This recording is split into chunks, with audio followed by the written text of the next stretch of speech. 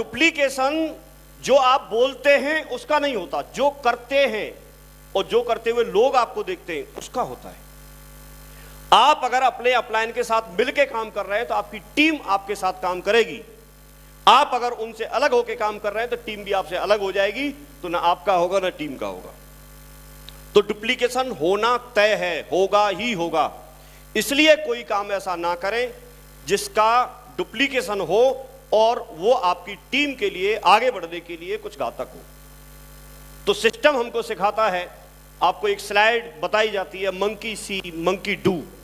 जैसे आप करते हैं वैसे ही नीचे लोग करते हैं। लोग सबके साथ अच्छे आएंगे, लेकिन आपको ये देखना पड़ेगा कि आपके साथ कैसे लोग रुके। आप जैसे हो वैसे लोग आपके साथ रुक जाएंगे और बाकी के लोग चले जाएंगे। आप देखिए, आप दमदार हैं तो दमदार लोग आपके साथ ठहरेंगे, और अगर आप दमदार नहीं हैं तो जो लोग दमदार नहीं है वो लोग ठहरेंगे, दमदार भाग जाएंगे। तो ये आपको देखना है, पहले कॉपी कैसी है, वैसे ही लोग आपके साथ रुकने वाले हैं। डुप्लीकेशन होगा ही होगा। और ये बात शुरुआत में मेरी समझ में आ गई। तो हम लोग गांव में रहते हुए, सादाबाद रहते हुए, हमें आगरा ट्रेनिंग लेनी होती थी। हम आगरा वेन्यू पर टाइम से पहुंचते थे, और टाइम से पहुंच करके, उस समय हमारे पास फोन नहीं था, बाद में फोन लिया, तब लोगों को वहीं से फोन कर करके बताते थे और लोगों को बुलाते थे।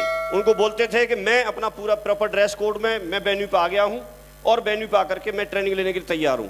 हम लोग वहां पर ये बात समझ में जब आ गई कि डुप्लीकेशन होगा ही होगा, तो हम अपनी डायरी साथ में रखते थे, और डायरी लेकर के हम लोग, क्योंकि लगातार ट्रेनिंग अटेंड करते थे, लेकिन फिर भी हम अपनी डायरी खोलते थे और डायरी में जो कुछ भी ट्रेनर वहां पर बोल रहा होता था उन सारी चीजों को हम नोट करते थे, राइट डाउन करते थे।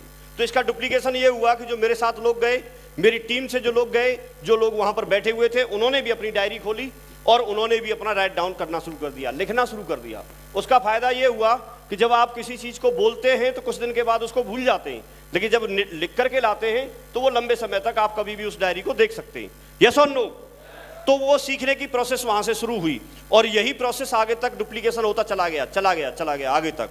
और जब आगे तक चला गया तो उसकी हमें आदत पड़ गई। हमको वहां पर बताया गया कि किताब खरीदनी है, किताब पढ़नी है, तो सबसे पहले हम लोग जाकर के किताब खरीदते थे, और किताब खरीद के हम उसको किताब को पढ़ना शुरू करते थे। ऑडियो वीडियो के लिए बताया गया तो ऑडियो वीडियो हमने सुनना शुरू किया। तो ये छोटे छोटे स्टेप थे, छोटे छोटे स्टेप थे। इन चीज़ों की हमको आदत नहीं होती, लेकिन हमको ये क्यों करने हैं? क्योंकि इस बात का डुप्लीकेशन होगा। इस चीज़ का क्या होगा? टीम में पूरी में डुप्लीकेशन होना है। अब इसके बाद में जब हमको बताया गया कि आपको डेली के रोजाना के प्लान दिखाने हैं, तो हम सुबह ही तैयार हो जाना। और मुझे अच्छे से याद है, मैं पूरा कभी भी कैजुअल नहीं रहा, मैं इसमें फॉर्मल ड्रेस पहन के रहता था। मैंने कंपनी से ही सूट खरीदा था, उसके पुराने फोटो मुझे मिले थे, और मैं उस कंपनी के सूट को लगातार लटका के घूमता था। चाहे महीना जून का हो चाहे मई का हो, मुझे सूट पहनना, कोट पहन के घूमता था। तो काफी सारे गेस्ट तो मेरे इसी बात में बन गए, वो मेरे से पूछते थे कि आप जून में सूट पहन के घूम रहे? तो मैं उनको सीधे बोलता था, मैंने आपको भी पहनना है, अच्छा लग रहा हूं कि नहीं लग रहा हूं? तो बोलते थे कि हाँ बढ़िया लग रहे हो। तो लेकिन पहन के क्यों घूम रहे हो आप? स्कूटर पे भी पहन के घूम रहे हो। और वो सूट ऐसा था, स्कूटर पहन के घूमेगा धूल भी जम जाएगी, और उसमें ड्राई क्लीन के लिए क्या पैसे रखे थे क्या? तो लेकिन पहन के घूमते थे, किसी का कोई परवाह नहीं की। दुनिया क्या सोचेगी उसकी परवाह नहीं की। मैं काम किस मकसद के लिए कर रहा हूं वो मैंने सामने रखा। मैंने इसके लिए सारी चीजों को दांव पे लगा दिया, नौकरी को दांव पे लगा दिया। सीधे सामने प्रायोरिटी सेट कर ली कि डायमंड बनना है, और डायमंड बनने से पहले कुछ नहीं। मैंने सोच लिया जो कुछ अगर करना होगा तो मैं डायमंड बनने के बाद करूंगा। और ये आपको पता है, जब व्यक्ति डायमंड बन गया तो फिर उसके बाद क्या करेगा? उसके बाद तो रिटायर हो गया, उसके बाद कुछ करने की जरूरत ही नहीं होती। तो लोगों ने कुछ भी बोला, लोगों ने कुछ भी सोचा, ये एक बड़ी बीमारी है कि लोग क्या कहेंगे, हम ये सोचते रहते हैं। लोग क्या सोचेंगे? साहब आप एक बात बताओ, लोग क्या सोचेंगे ये भी अगर मैं ही सोचूं तो फिर लोग क्या सोचेंगे? उन्हीं को कुछ तो सोचने दो उनको। और वो कुछ नहीं सोचते। अगर आप कुछ करते हो तो वो सोचते हैं कि हाँ हमें पता था ये जरूर करके दिखाएगा। आप कुछ नहीं करते हो, हमें तो पहले ही पता था, इस खानदान में कुछ नहीं किया, ये क्या करेगा? आपको डिसाइड करना है आप कैसे उन लोगों से अपने बारे में राय बनवाना चाहते हो। आप मेहनत करोगे, लोग बोलेंगे हाँ बहुत मेहनती है। अब मक्कारी दिखाओगे, लोग बोलेंगे हाँ बहुत मक्कार है। तो ये लोगों के थोड़े सोच रहा है, लोगों को तो आप मौका दे रहे हैं। आप चोरी करके आ जाओ तो लोग क्या बोलेंगे? ये चोर है। वो करवाया किसने? आप किसी की मदद करके आ जाओ लोग बोलेंगे हाँ बढ़िया लड़का है, मदद करिए इसमें। तो आप क्या सोचने का मौका देते हो वही सोचेंगे, यस और नो। तो ये अपॉर्चुनिटी मिली, इसके साथ मिलकर के काम किया, लगातार काम किया।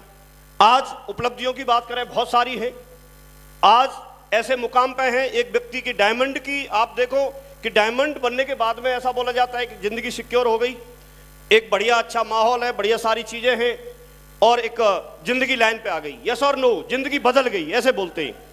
लेकिन जिसके साथ में 200 डायमंड हो उसकी जिंदगी का क्या कहोगे साहब?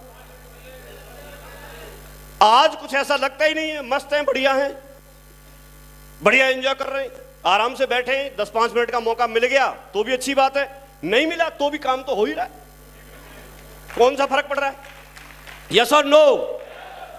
आज वो पुराना जो पूरा हमारा स्टाफ था, गांव वाले लोग थे, दोस्त थे, फ्रेंड थे, वो सारे लोगों का छूट गया। ये आम लोग देखते हैं, किसी छोटी खुर किसी ने की, नजर उधर पहुंच गई, अरे इधर काम चल रहा है, ठोकने दे उसको, हिलना नहीं कभी भी। पीछे से कोई आवाज करे तो ऐसे नहीं देखना, क्योंकि टाइगर है ना साला, तैयार रहे अपना, जब बार करने की बारी आएगी तब आएगा पीछे से तो भी देखेंगे, तो हिलना नहीं, यस और नो।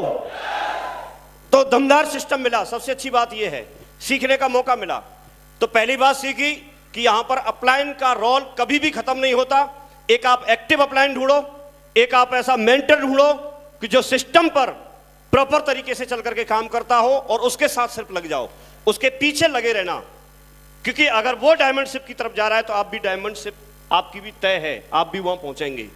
कोई ऐसा व्यक्ति मत फॉलो करना जो ऑलरेडी किसी गड्ढे की तरफ जा रहा हो, तो आपको भी गड्ढे में ले जाएगा। और ऐसे लोगों की पहचान है जो व्यक्ति अपलाइन में आपको बार बार तकलीफ दे कि आपको फंक्शन अटेंड करना है, आपको किताब खरीदनी है, आपको टाई खरीदनी है, आपको सूट खरीदना है, आपको अभी आगरा चलना है, आपको अभी दिल्ली चलना है, आपको अभी काउंसलिंग के लिए चलना है। ये व्यक्ति की पहचान है, ये व्यक्ति आपकी जिंदगी को बना देगा।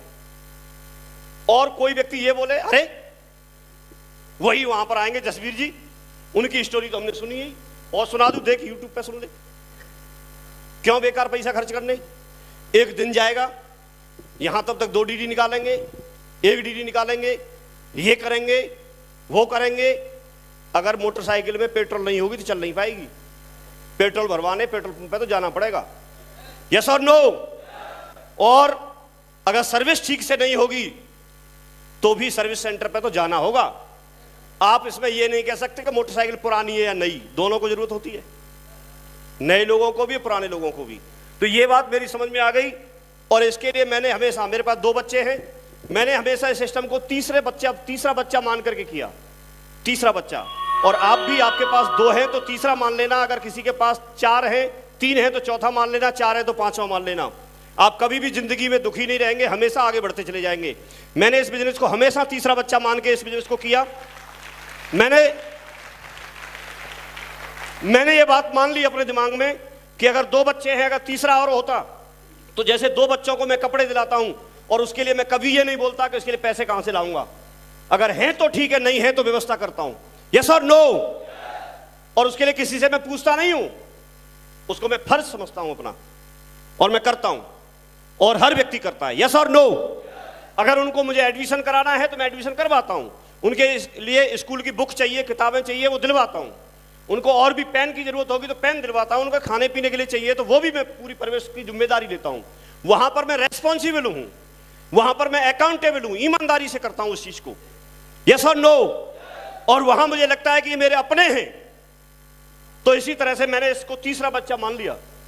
और तीसरा बच्चा मान लिया तो मैंने इसके लिए, अगर मुझे बोला गया कि किताब खरीदनी है तो मैंने किताब खरीदी, इसके लिए मुझे बोला गया कि आपको पढ़ाई करनी है, मैंने पढ़ाई की, इसके लिए बोला गया कि आपको सूट खरीदना है, खरीदा, इसके लिए मुझे बोला गया कि आपको पूरा ड्रेसअप होना है, तैयार होना है, तो मैं हुआ। और मुझे उसका फायदा यह मिला कि आज वो बात समझ में आती है कि अगर मैंने तीसरा बच्चा मान के इसकी परवरिश की तो ये तीसरा बच्चा आज इतना बड़ा हो गया है कि मेरे उन दोनों बच्चों को, बीवी को और मुझे सबको बिठा के खिला रहा है।